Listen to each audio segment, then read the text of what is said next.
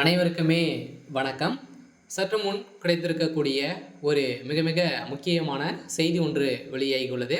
சற்று முன் ஸ்டாலின், செந்தில் பாலாஜிக்கு இடையே ஏற்பட்ட மோதல், ஊழலில் முக்கிய ஆதாரம் சிக்கியது, இது மாதிரி செய்திகள் வெளியாயிருக்கு.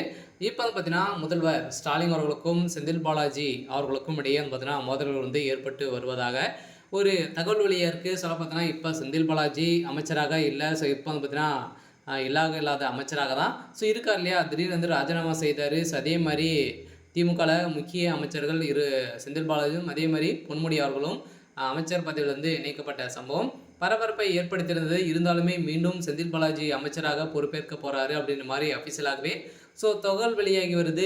எதனால் பார்த்தீங்கன்னா முதல்வர் ஸ்டாலின் அவர்களுக்கும் செந்தில் பாலாஜிக்கு இடையே ஏற்பட்ட மோதலின் அடிப்படையில் இப்போ செந்தில் பாலாஜி அவர்கள் அனைத்து உண்மைகளும் வாக்குமூலம் கொடுக்க போகிறதாக தகவல் வெளியாக இருக்குது. எந்த நிலையில் தான் அவர் கொடுத்தாரு அப்படின்னா, திமுகவுடைய முக்கியமான இடத்தை பார்த்தீங்கன்னா வருடம் பார்த்தீங்கன்னா இது வரைக்குமே எத்தனை வருடம் கொள்ளடித்த பணங்கள் அனைத்துமே ஒரு இடத்துல இருக்கும்.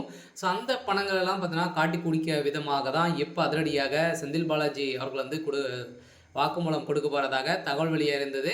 இந்த தகவலின் அடிப்படையில் தான் இப்போ ஸ்டாலின் அவர்களும் பார்த்தீங்கன்னா அதிரடியாக செந்தில் பாலாஜிக்கு அமைச்சர் பதவி மீண்டும் கொடுக்க போகிறோம் அப்படின்ற மாதிரி ஒரு அபிஷியலாகவே தகவல் வெளியாகி வருது. இருந்தாலுமே இது என்ன நடக்க போகுது அப்படின்ட்டு தொடர்ந்து வீடியோவில் பார்க்கலாம். அதுக்கு முன்னாடி மறக்காமல் நம்முடைய சேனலை சப்ஸ்கிரைப் பண்ணி பாருங்கள். இப்போ ஸ்டாலின் அவர்களும் பார்த்தீங்கன்னா தமிழகத்தில் நடக்கக்கூடிய சம்பவங்களை பார்த்தாலே பார்த்தீங்கன்னா ஒரு மிகப்பெரிய எங்கே பார்த்தாலும் பார்த்தீங்கன்னா ஊழல் ஊழல் ஊழல் திமுக சார்ந்த அமைச்சர்கள் அனைவருமே பார்த்தீங்கன்னா மிகப்பெரிய ஊழலாக தான் செஞ்சுருக்காங்க. இதில் முக்கியமான ஊழல் பார்த்தீங்கன்னா இந்த டாஸ்மாக் குடி நிறுவனத்தில் நடந்த ஊழல் தான். இதில் இப்போ பார்த்தீங்கன்னா மேலாளர் இயக்குநராக டாஸ்மாக் குடி நிறுவனத்தில் மேலாளர் இயக்குநராக இருந்த விசாகன் அவர்களும் பார்த்தீங்கன்னா இப்போ சிக்கியிருக்காரு. இந்த நிலையில் தான் இவர் உதயநிதி ஸ்டாலின் அவர்களுக்கும் அவருக்கும் நிறைய லிங்க் இருக்குது. இருவருமே பேசிக்கொண்ட ஆடியோவும் வெளியாகி இருக்குது அப்படின்ற மாதிரி தகவல் வெளியாக இருக்குது. அதனால் பார்த்தீங்கன்னா செந்தில் பாலாஜி அவர்கள் வசமாக சிக்கிவிட போகிறாங்க.